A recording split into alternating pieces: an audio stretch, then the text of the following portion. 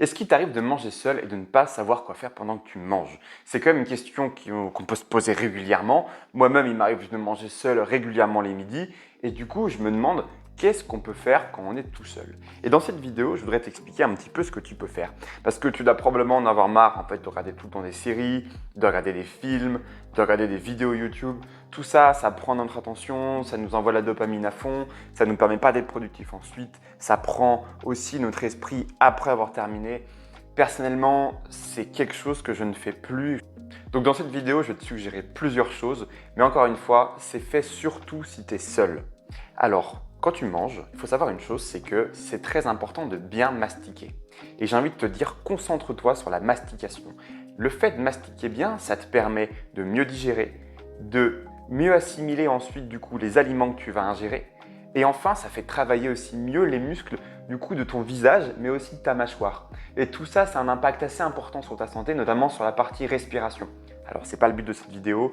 Il y a d'autres choses qui t'expliquent l'intérêt de la respiration nasale et pourquoi est-ce que c'est intéressant d'avoir une bonne mâchoire bien forte, du coup.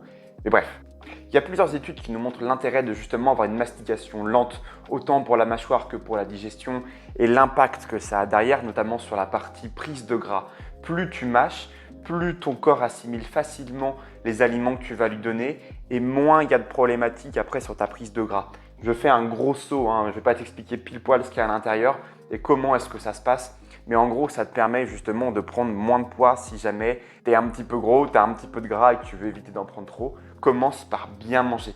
Notamment si tu fais des repas qu'on appelle les cheat meals, les repas un peu de triche durant ta semaine où si tu essaies de faire un régime, et bien du coup ce repas, c'est un peu le repas où tu as du gras, tu as plein de trucs mauvais.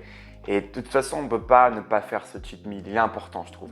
Donc justement, si tu fais ce cheat meal, profites-en encore plus pour bien mastiquer.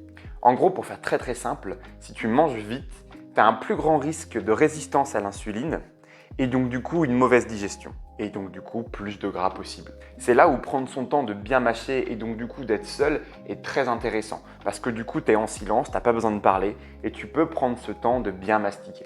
Ensuite, deuxième point, tu peux en profiter pour méditer, profiter réellement de l'instant présent, mieux savourer ta bouffe. Ça, c'est quelque chose de très bien. Le truc, c'est que la méditation, c'est être seul avec ses pensées et son cerveau.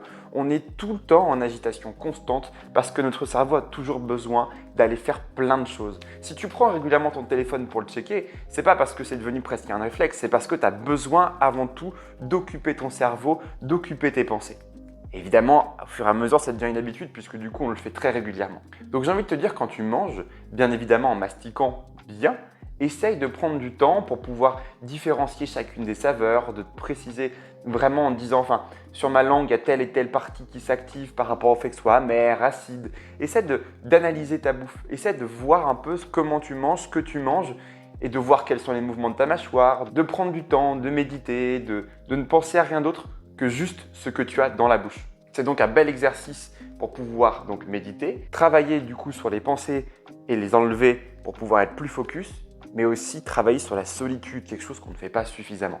Troisième point, ça peut être de lire, d'apprendre, de se former, de faire quelque chose de productif à côté. Ça peut être le moment, en fait, si tu as par exemple sauvegardé un article en disant « Tiens, cet article-là, il faut que je le relise plus tard », et ben c'est peut-être le moment de lire cet article-là. Si tu as des formations en ligne dont tu as souscrit récemment, et ben tu peux aller les regarder. Si tu as, je sais pas, peut-être un documentaire par exemple sur Cléopâtre qui t'intéresse, vas-y, va le regarder, c'est peut-être le moment. Mais essaie de faire quelque chose de productif qui va t'apprendre des choses plutôt que de perdre du temps sur YouTube, sur des séries, sur des films. Alors qu'il y a tellement de belles choses à regarder, à lire, à apprendre. Je trouve que c'est bien plus intéressant pour ton cerveau que des films et des séries. Ensuite, point suivant, c'est les échecs. Personnellement, c'est un truc que je fais régulièrement. Quand je mange tout seul, bien évidemment, j'essaie de faire attention à la vitesse à laquelle je mange. De plus en plus, avant, je ne le faisais pas. Mais maintenant, je joue aux échecs. J'adore les échecs. J'ai déjà fait une vidéo sur les échecs. Et je prends du temps pour jouer aux échecs. Alors, surtout avec un robot et non pas avec quelqu'un pendant le moment où je mange parce que je mets du temps entre ma mastication et mon retour aux échecs. Mais j'essaye en fait d'être un peu plus focus sur mes échecs et de faire attention un peu moins à la bouffe tout en faisant attention à mastiquant. Bon, c'est un peu particulier, donc les échecs, moi c'est mon petit passe-temps personnel, c'est la partie qui m'est propre. Et justement, j'y viens maintenant, attention aux multitâches. Quand tu fais ta mastication, que tu dois méditer ou que tu dois lire, apprendre ou quelque chose, ou bien faire des échecs. Le problème, c'est qu'on fait plusieurs choses à la fois. L'autre chose, c'est qu'on n'est pas forcément habitué à bien mastiquer. C'est une habitude à prendre et ça prend du temps. Une habitude, ça prend un peu plus de 66 jours à être mis en place. Donc dans un premier temps, je te conseille vraiment de mettre l'habitude en place de la mastication, de faire attention et une fois que tu as pris cette habitude-là, de commencer à ajouter une deuxième chose que serait par exemple du coup la lecture, les échecs, la méditation. Voilà, ça c'est des choses que tu viens rajouter ensuite comme une couche. Voilà, pour conclure, je pense que pour moi, le repas doit être un moment de calme, de paix, de silence, de solitude. Ça te permet de mieux mastiquer, de mieux profiter de ce que tu manges. C'est un petit moment un peu épicurien en fin de compte. Je sais que pour beaucoup, le repas, c'est un moment convivial, c'est un moment où on va voir des gens, où on passe du temps à échanger. Oui, l'un n'empêche pas l'autre, mais je pense que de temps en temps, un repas seul, ça nous fait du bien.